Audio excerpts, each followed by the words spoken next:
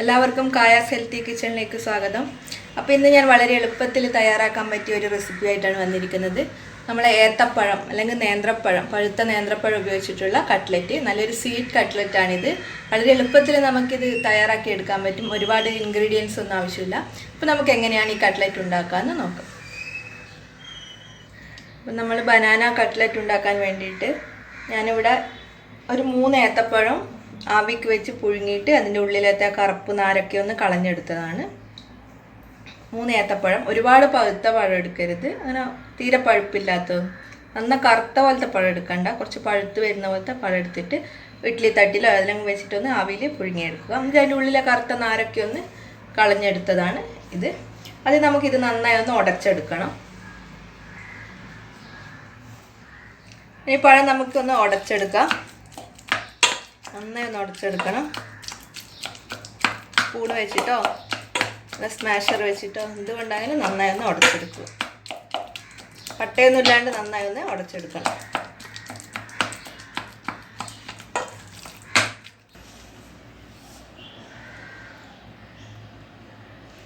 പഴം നന്നായിട്ടൊന്ന് ഉടച്ചെടുത്തിട്ടുണ്ട്. ഇനി ഇതിലേക്ക് കുറച്ച് തേങ്ങ, ചെറിയ തേങ്ങ ചേർത്ത് കൊടുക്കാം.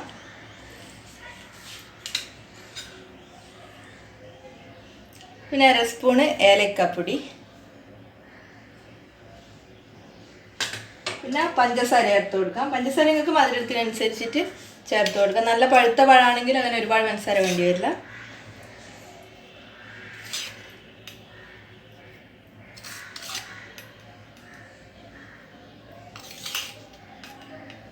ഞാനൊരു 4 സ്പൂണ് പഞ്ചസാര ചേർത്ത് കൊടുക്കുന്നുണ്ട്.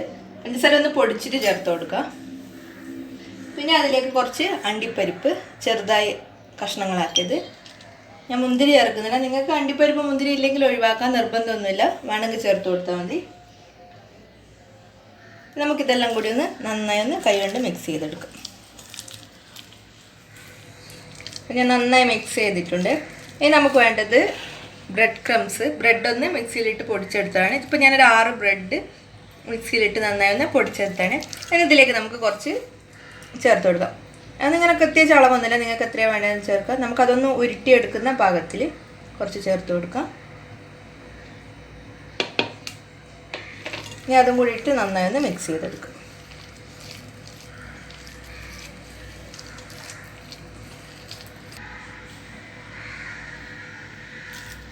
നന്നായി ഒന്ന് മിക്സ് ചെയ്തെടുത്തിട്ടുണ്ട്.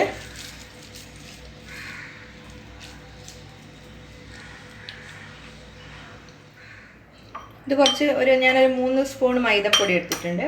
ഇനി നമുക്കിത് കുറച്ച് വെള്ളം ഒഴിച്ചിട്ട് നല്ലൊരു ലൂസ് ബാറ്ററാക്കി മാറ്റണം. എന്നിട്ട് നമ്മൾ ഈ മൈദപ്പൊടിയിൽ ഇതിൽ മുക്കിയിട്ടാണ് നമ്മൾ ബ്രെഡ് ക്രംസിലിട്ടിട്ട് നമ്മൾ സാധാരണ കട്ട്ലറ്റ് ആക്കുന്നത് പോലെ ഫ്രൈ ചെയ്തെടുക്കുന്നത്. അധികം തിക്കാവണ്ട, നല്ല ലൂസ് മൈദയുടെ ഒരു ബാറ്റർ ആക്കാം.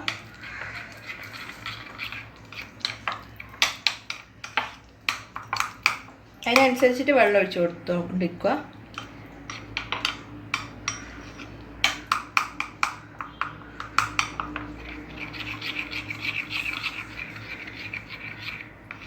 നന്നായി ഒന്ന് മിക്സ് ചെയ്തെടുത്തിട്ടുണ്ട്. ഒരുപാട് കട്ടിയാവരുത്. നിങ്ങൾക്ക് മൈദക്ക് പകരം ഇനി മുട്ടയുടെ വെള്ളയിൽ വേണമെങ്കിൽ അതിൽ മുക്കിയിട്ട് ബ്രെഡ് ക്രംസിലിട്ട് പൊരിക്കാം. അത് നിങ്ങൾക്ക് നിങ്ങളുടെ ഇഷ്ടത്തിന് എങ്ങനെയാണെന്ന് ചെയ്യാം.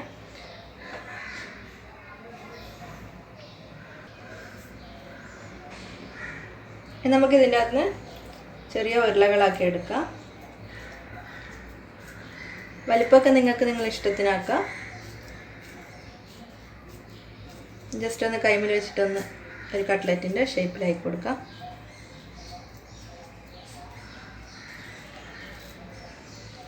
നമ്മളൊന്ന് മൈദയിൽ മുക്കിയിട്ട് ബ്രെഡ് ക്രംസിലിട്ടെടുക്കുക.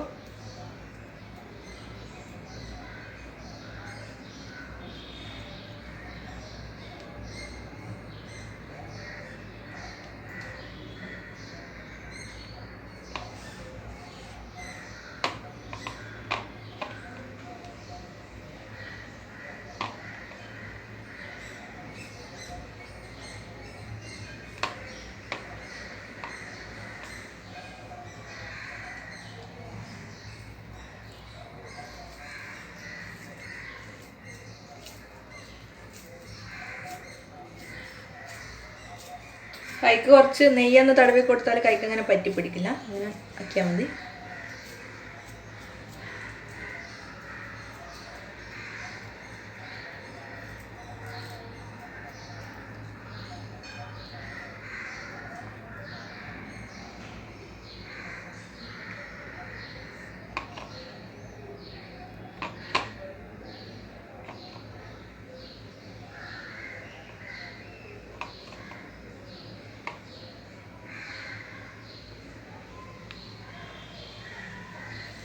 അപ്പോൾ നമുക്ക് എല്ലാം ഇതുപോലെ ഒന്ന് എടുത്താൽ. ഞാൻ എല്ലാം ഇങ്ങനെ കട്ട്ലറ്റിൻ്റെ ഷേപ്പിലാക്കി എടുത്തിട്ടുണ്ട്. നിങ്ങൾക്ക് ഏത് ഷേപ്പിൽ വേണമെങ്കിലും ആക്കാം, നിങ്ങളിഷ്ടം. സാധാരണ റൗണ്ട് ഷേപ്പിലായതുകൊണ്ട് ഞാൻ റൗണ്ടിലാക്കിയത്. നമുക്കിതൊന്ന് എണ്ണയിലിട്ടൊന്ന് ഫ്രൈ ചെയ്തെടുക്കാം. അപ്പോൾ ഞാൻ എണ്ണ ചൂടാകാൻ വെച്ചിട്ടുണ്ട്. നമ്മളൊരു മീഡിയം തീയിലിട്ടിട്ട് വേണം ഇതൊന്ന് ഫ്രൈ ചെയ്തെടുക്കാൻ. തീ കൂട്ടി വെക്കരുത്, തന്നെ പെട്ടെന്ന് കരിഞ്ഞു പോവും. നമുക്ക് ഓരോന്നായിട്ട് എണ്ണയിലേക്ക് ഇട്ട് കൊടുക്കാം.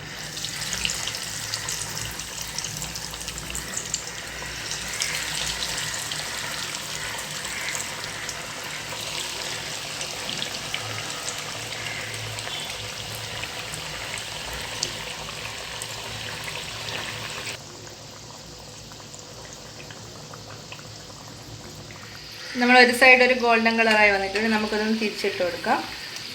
പെട്ടെന്ന് ആവാൻ വേണ്ടിയിട്ട് ഒരിക്കലും തീ കൂട്ടി വെച്ച് കൊടുക്കരുത്, കരിഞ്ഞു പോവും.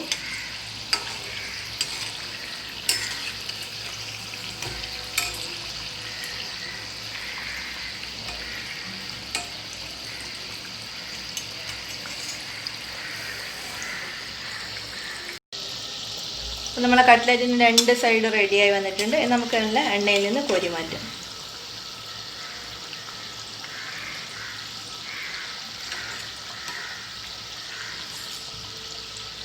നല്ല ടേസ്റ്റാണ് ഇത് കഴിക്കാൻ. എല്ലാവരും ഉണ്ടാക്കി നോക്കണം.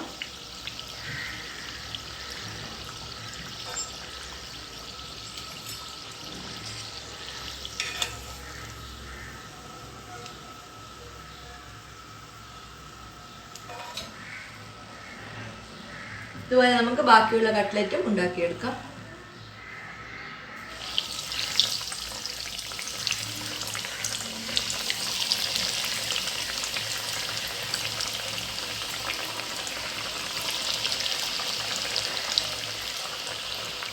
അപ്പോൾ ഇതൊന്ന് പതുക്കെ തിരിച്ചിട്ട് കൊടുക്കാം.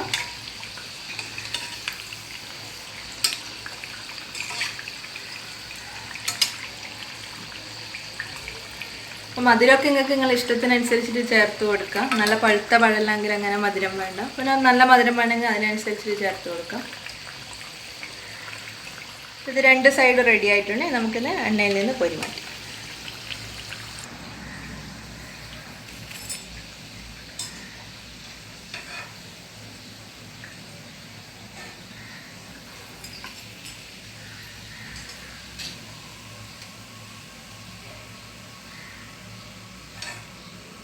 നിങ്ങൾക്ക് ഇതിനകത്ത് നിങ്ങൾക്ക് ഇഷ്ടമുള്ള ഡ്രൈ ഫ്രൂട്ട്സ് ഒക്കെ ചേർത്ത് കൊടുക്കാം. ബദാമോ പിസ്തയോ എല്ലാം പൊടിച്ചിട്ട് ചേർത്ത് കൊടുക്കാം. നല്ല ടേസ്റ്റ് ആയിരിക്കും. അതുപോലെ നമുക്ക് ബാക്കി എല്ലാ കട്ട്ലറ്റും റെഡിയാക്കി എടുക്കാം. അപ്പോൾ ഞാൻ എല്ലാ കട്ട്ലറ്റും റെഡിയാക്കി എടുത്തിട്ടുണ്ട്. വളരെ എളുപ്പമാണ് ഉണ്ടാക്കാൻ. നിങ്ങളെല്ലാവരും ഉണ്ടാക്കി നോക്കണം. നിങ്ങൾക്ക് എന്തായാലും ഇഷ്ടപ്പെടും. അപ്പോൾ ഇനി മറ്റൊരു വീഡിയോയുമായി വീണ്ടും വരാം. വീഡിയോ ഇഷ്ടമായെങ്കിൽ ലൈക്ക് ചെയ്യുക, സബ്സ്ക്രൈബ് ചെയ്യുക.